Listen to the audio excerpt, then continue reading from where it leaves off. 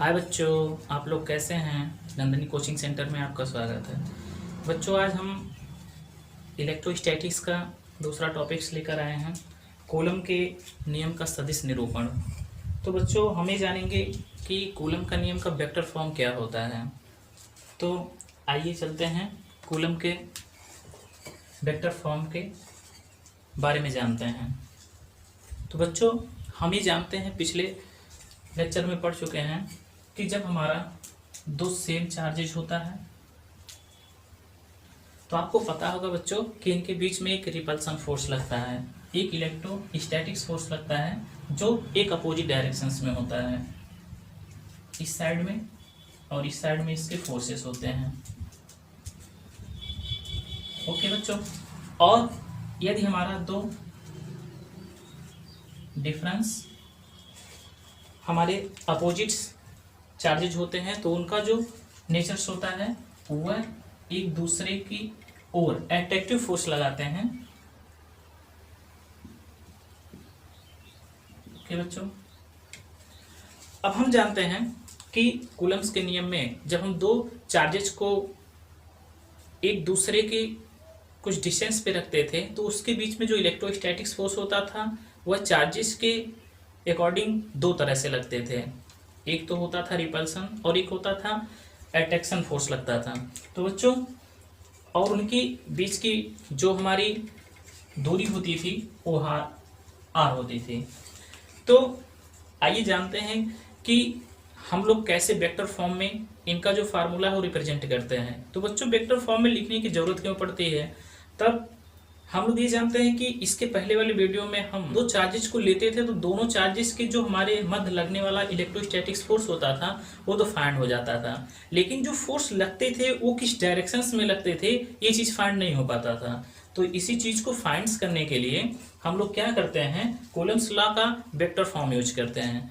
तो आइए बच्चों जानते हैं कि कैसे हम इसको वेक्टर फॉर्म में लिख सकते हैं। तो देखिए बच्चों, मान लेते हैं कि हमने एक कोऑर्डिनेट कंसीडर किया x और y, और यहां से एक हमने पोजीशन वेक्टर इस q1 चार्ज और ये मान लेते हैं q2 चार्ज है।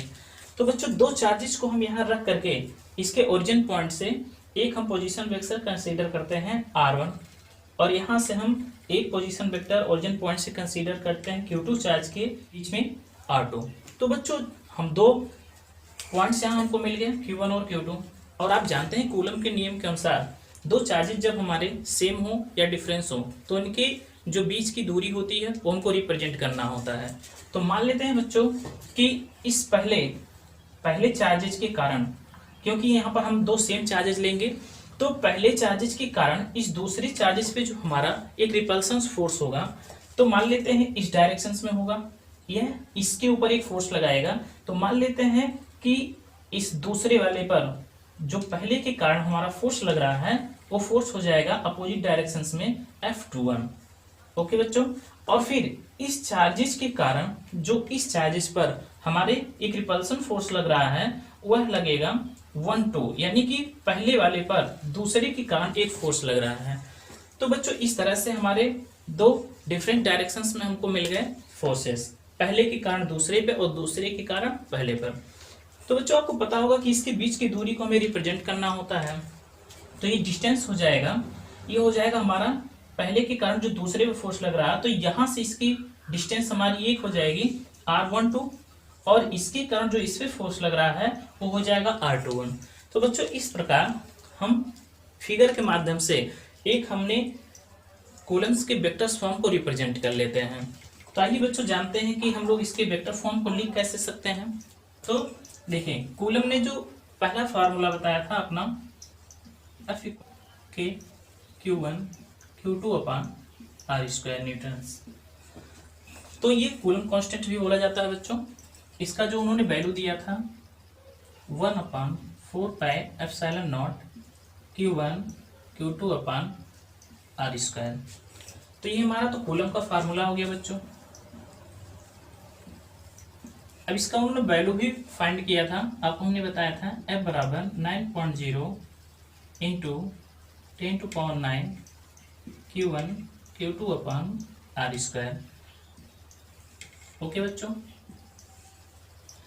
तो इस तरह से तो ये हमारा कूलम का फार्मूला है। अब हमें इसी फार्मूले को एक वेक्टर फॉर्म में लिखना है। तो देखिए बच्चों, हमारा होता क्या है, मान लेते हैं कि अब इसके कारण इस पर लगने वाला फोर्स निकालें या फिर इसके कारण इस पर निकालते हैं। तो चलो पहले हम निकालते हैं कि दूसरे के कारण जो पहले चार्जेस पे हमारा फोर्स लग रहा है वो क्या होगा। तो मान लेते हैं और वेक्टर फॉर्म में लिखेंगे F12, यानी कि हमारा जो 12 है, यानी कि दूसरे के कारण पहले पे लगने वाला हमारा जो फोर्स है। तो बच्चों ये हो जाएगा हमारा 1/4 pi epsilon naught Q1 Q2 upon r square होगा। तो बच्चों आर स्क्वायर जो हमारा है वो देखिए इसके कारण इसमें लग रहा, तो ये जो हमारा डिस्टेंस जो हमने फाइंड किया है वो इसके अकॉर्डिंग रखेंगे फोर्स के, फोर्स की डायरेक्शन जिधर होगी उसकी डिस्टेंस भी हम उसी के वेक्टर फॉर्म में लिखेंगे। तो बच्चों F12 1/4 pi epsilon naught Q1 Q2 अपान, तो ये बच्चों हो जाएगा इसके अकॉर्डिंग हमारी जो डायरेक्शंस है वेक्टर फॉर्म की वो हो जाएगी R21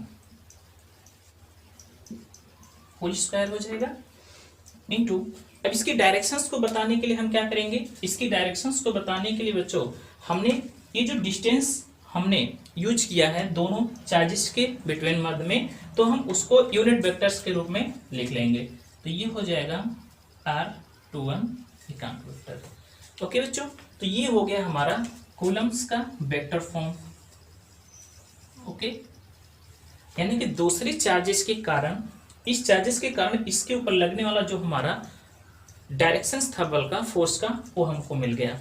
इसके कारण इसके ऊपर लगने वाला F21।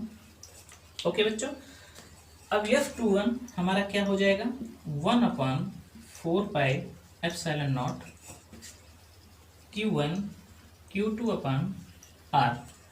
ओके, अब इसके डायरेक्शंस में बच्चों देखिए, अब हमारा जो इसके डायरेक्शंस में जो हमारी वेक्टर फॉर्म रिप्रेजेंट करती है डिस्टेंस या दूरी, वो क्या है R12 है। तो R12 का होल स्क्वायर इनटू इसकी डायरेक्शंस बताने के लिए हमारी जो डायरेक्शन है वेक्टर फॉर्म में एकांक यूनिट वेक्टर है हमारी R12 का यूनिट वेक्टर्स।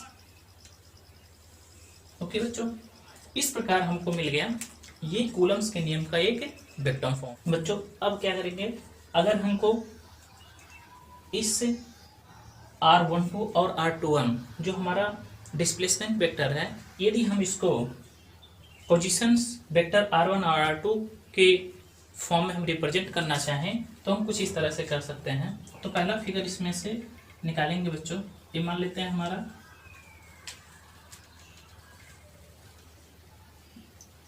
ओरिजिन पॉइंट्स, और ये जो हमारा पोजीशन वेक्टर है R1 है और ये हमारा है R2, और ये हमारा फार्मूला बन जाएगा, अरे सॉरी, ये हो जाएगा R12। अभी दूसरा फिगर हमारा कंसीडर होगा इस प्रकार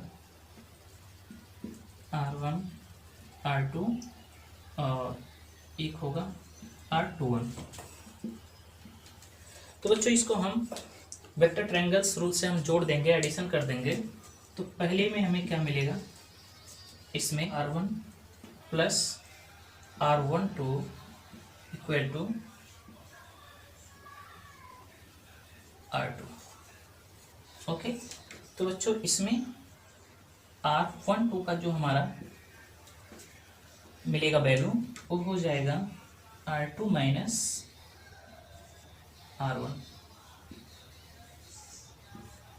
बच्चों यदि हम क्या करें, ये जो हमारा इन दोनों चार्जेस के मध्य हमारा जो डिस्प्लेसमेंट वेक्टर है, इसको हम ये पोजीशंस वेक्टर्स के फॉर्म में रिप्रेजेंट करना चाहेंगे, तो R12 इक्वल टू हो जाएगा R2 माइनस R1। अब दूसरा इसी प्रकार बच्चों निकाल लेंगे हम,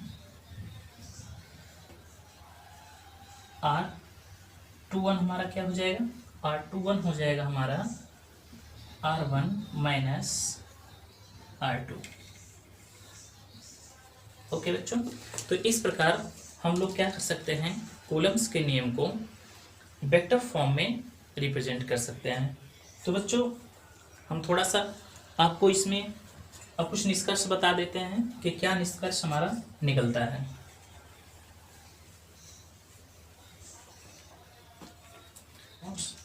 फर्स्ट हमारा है, इसका क्या निष्कर्ष निकलता है, हमें वेक्टर फॉर्म से ये पता चलता है, ठीक है, कि बच्चों पहला कि इन दोनों के दो सेम चार्जेस के मध्य जो हमारा लगने वाला फोर्स है वह एक प्रकार का रिपल्सन फोर्स होगा, वह एक प्रकार का यानी कि प्रतिकर्षण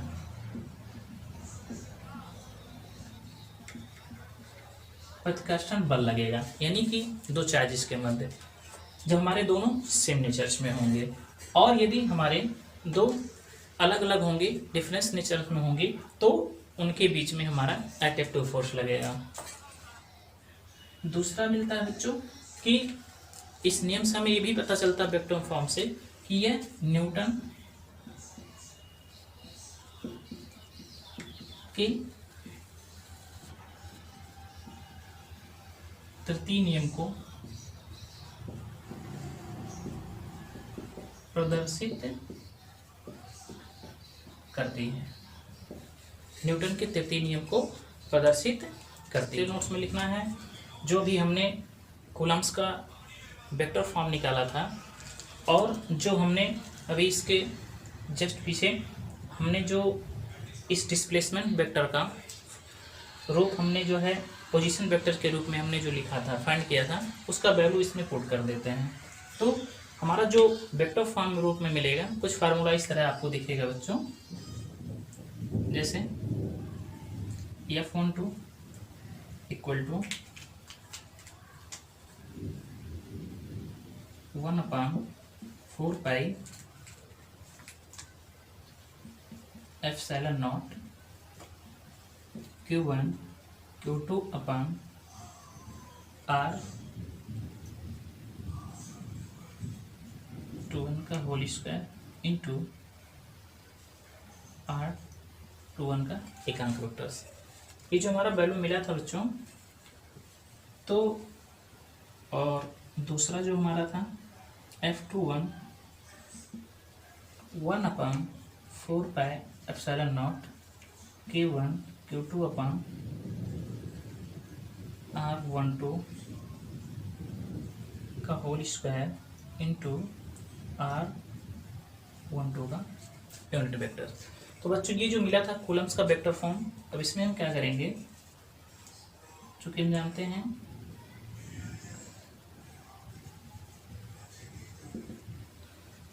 कि जो R21 का मान मिला था हमारा वो R1 माइनस R2 था, और जो R12 का वैल्यू आया था यानी कि डिस्प्लेसमेंट वेक्टर का, वो था हमारा R2 माइनस R1। अब बच्चों क्या करेंगे, ये वैल्यू इसमें हम पुट कर देंगे। तो ये वैल्यू जब हम इसमें पुट करेंगे तो हमको फार्मूला कुछ इस तरह से दिखेगा, फाइनली वेक्टर फॉर्म का। बच्चों इसमें रखिए तो ये हो जाएगा F12 equal to 1/4 pi epsilon naught Q1 Q2 upon R21 का मान देखिए बच्चों कितना है, R1 माइनस R2 का होल स्क्वायर इंटू R12 का यूनिट वेक्टर्स। ये हो गया बच्चों हमारा एक प्रकार का फाइनली कूलम का सदिश रूप।